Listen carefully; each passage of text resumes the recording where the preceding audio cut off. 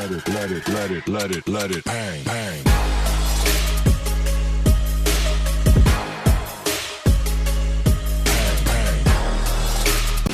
नमस्कार, मैं चंदन कुमार पांडे। अभी इस वक्त हम मौजूद हैं वाराणसी के लंका क्षेत्र में और मौका है विधानसभा चुनाव की तैयारियों का। जैसा कि आप सब जानते हैं, निर्वाचन आयोग ने उत्तर प्रदेश सहित 5 राज्यों के चुनाव विधानसभा चुनाव की घोषणा कल कर दी है। इसके बाबत देश के सबसे बड़े सूबे और राजनीतिक रूप से सबसे महत्वशाली उत्तर प्रदेश में भी विधानसभा चुनाव की धुंधुमी बज चुकी है।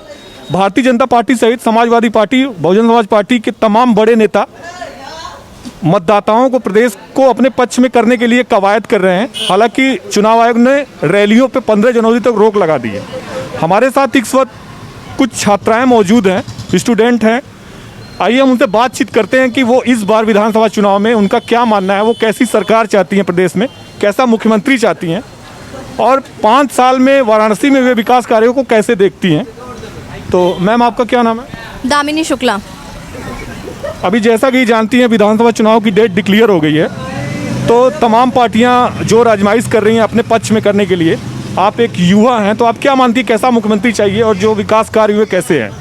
मुख्यमंत्री अगर इस बार भी आने चाहिए तो योगी जी, बिल्कुल। क्यों, योगी में क्या खास है? सर, खास की बात आप देख ले, पिछले 5 साल में कितना डेवलपमेंट उन्होंने किया है। बनारस जैसे शहर में हम लोग पिछले 5-6 सालों से रह रहे थे। इतना ट्रैफिक जाम, माना जाता है कि सबसे पुरानी सिटी है वाराणसी पूरे देश की, और इतनी पुरानी सिटी है, टूरिस्ट प्लेस है इतना बड़ा, यहाँ इतनी क्राउड है, हर कम्युनिटी के लोग यहाँ रहते हैं, चाहे आप बंगाली समझ लें, मराठी समझ लें, हर तरीके के लोग यहाँ रहते हैं, उनकी अलग कॉलोनीज़ हैं। इतनी भीड़ के बावजूद पूरे बनारस शहर में कभी भी आज तक किसी भी सरकार ने ट्रैफिक लाइट लगाने की जहमत नहीं उठाई है। और भाजपा सरकार जब से आई है, बनारस में इतनी डेवलपमेंट हुई है, लोगों को नज़र आए ना आए, हम जैसे एजुकेटेड लोगों को नज़र आता है। वाराणसी के या वाराणसी के बाहर से यहाँ पे? वाराणसी के बाहर भी, मैं बेसिकली बाहर से हूँ। हाँ, अच्छा। तो यहाँ कब से हैं आप? 6 साल। तो क्या बदलाव दिखा? बहुत सारा बदलाव दिखा है सर। कितनी कॉलोनीज अब स्मार्ट सिटी के रूप में बन रही हैं, यहाँ पे बहुत सारा डेवलपमेंट हो रहा है। गर्ल्स के लिए उन्होंने कितनी सारी चीज़ें अवेलेबल कराई हैं। 24/7 पुलिस अवेलेबल होती है, वुमेन हेल्पलाइन अवेलेबल है। जब भी हमें ज़रूरत पड़ती है, एक कॉल पे सर, रिपोर्ट लिखाने पे यहाँ पे तुरंत एक्शन होता है। अब इससे ज़्यादा और क्या चाहिए हम लोगों को? महिलाओं की सुरक्षा को आप बेहतर मानती हैं पहले की सरकारों की अपेक्षा? इस सरकार? बिल्कुल सर, बिल्कुल। पहले से और अब में बहुत ज़मीन आसमान का फ़र्क है। यहाँ पे जो हमारे BHU गेट पे जो पुलिस इंस्पेक्टर्स रहते हैं, वो हमेशा अवेलेबल रहते हैं और हमें कभी भी ज़रूरत हो, ऐसा नहीं कहते कि आप इतने बजे क्यों निकल रही हैं या इतने बजे क्यों जा रही हैं। बिल्कुल पूरी सेफ्टी है। हमारे BHU के चीफ प्रॉक्टर, बनारस में इनफैक्ट पुलिस की जो सेवा है वो बहुत ही तगड़ी हो चुकी है पहले से। और सर, योगी सरकार को ही आना चाहिए, हर तरीके के डेवलपमेंट कर रहे हैं। अखिलेश यादव तो बोल रहे हैं हमने लड़कियों के लिए लैपटॉप बांटे, कन्या विद्याधन दिए, तमाम उनको आधुनिक संयंत्र दिए। सर, लैपटॉप बांटना और कन्या विद्या धन देना ही सब कुछ नहीं होता है। आप अगर कॉम्प्रिहेंसिव रूप में डेवलपमेंट चाहते हैं तो आपको हर तरीके की सुविधा देनी पड़ेगी। आपने लैपटॉप दी लेकिन बिजली की कोई सुविधा नहीं, तो लैपटॉप चार्ज क्या हम कहाँ से करेंगे? हाँ, बिजली आपके समय में थी नहीं। और मायावती सरकार ने सिर्फ फ्लैट्स बनवाए हैं सर हर जगह अपनी कम्युनिटी के लिए।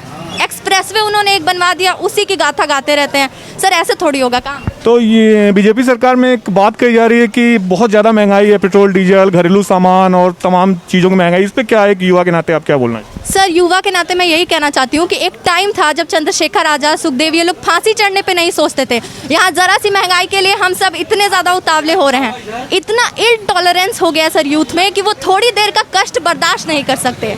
उन्हें हर चीज़ की सुविधा तत्काल प्रभाव से चाहिए। उस टाइम में वो लोग फांसी चढ़ने के लिए नहीं सोचते थे, अपनी जान देने के लिए नहीं सोचते थे। तो हम थोड़ी देर की महंगाई नहीं बर्दाश्त कर सकते हैं? अखिलेश यादव बोलते हैं कि इस सरकार में युवाओं को नौकरियां कम है, सरकारी नौकरियां कम है, चाहे युवतियां हो चाहे युवक हो। तो हमारे सरकार में ज़्यादा वैकेंसी निकलती थी, इस पर क्या मानना है? चलिए, मैं मान लेती हूँ एक बार के लिए कि उनकी बात सही है। क्या आपने 60 साल और सरकारों को मौका दिया है? आप इस सरकार में इतनी डेवलपमेंट देख रहे हैं। लोग सोच नहीं सकते थे कि कश्मीर में कभी घूमने भी जा सकते हैं। आज स्थिति इतनी बदली हुई है। कोई सोच नहीं सकता था कि कभी राम मंदिर बनेगा, कभी काशी विश्वनाथ इस तरीके का बनेगा। यहाँ पे काशी कॉरिडोर जो बन रहा है, बहुत सारी चीज़ें लोगों ने सोची तक नहीं थी और हो रही हैं। अगर यूथ के लिए मोदी जी ने, अगर आप ऐसा सोचते और कहते हैं कि आप संतुष्ट नहीं हैं कि उन्होंने युवा के लिए कुछ काम किया है, तो आप एक मौका तो और दे सकते हैं। आपने 100 मौके और सरकारों को दे करके देख लिया है, एक और मौका दे करके देख। बिल्कुल, एक और मौका मानना है युवाओं का वाराणसी के कि एक और मौका मिलना चाहिए मौजूदा सरकार को। आइए कुछ और यहाँ पे लड़कियाँ, उनसे हम बातचीत करें, उनकी बातों को जाने कि उनका क्या मानना है। आपका क्या नाम? सर शिवांगी।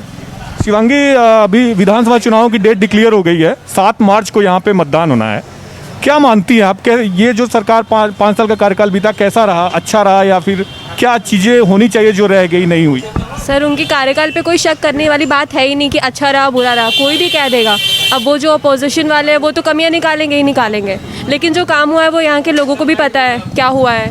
बनारस में क्या बदलाव देखती हैं, पहले जो नहीं थे अब आपको दिखते हैं, चाहे महिलाओं के लिए या सुरक्षा के लिए? सुरक्षा के लिए तो जैसा इन्होंने बताया वो सब है, और सर क्लीनिंग बहुत है, ये ट्रैफिक कंट्रोल में है। Yes sir. अच्छा, अब आप लोगों को, जैसे आप लोग स्टूडेंट हो तो कोई काम पड़ता रहता होगा, रात को भी निकलना पड़ता होगा या कभी भी जाना पड़ता होगा अकेले कहीं भी, तो कोई डर वगैरह नहीं रहता मन में? कोई हेजिटेशन नहीं है हमें बाहर निकलने में, निश्चिंत होकर निकलते हैं आप लोग? अच्छा अच्छा। और बाकी सरकार में महिलाओं के लिए क्या मानती हैं कि जैसे तमाम मोदी जी ने भी दिए हैं गैस चूल्हे और तमाम कार्य किए हैं, तो वो बेहतर कार्य हुए हैं जो पहले हो जाने चाहिए था? यस सर, बहुत बेहतर काम किए हैं पहले से, मतलब पहले और इनके काम में कोई कंपैरिजन ही नहीं है। Yes sir. तो प्रियंका गांधी तो बोल रही हैं कि हम महिलाओं की भागीदारी को बढ़ाएंगे, 40% टिकट देंगे और तमाम।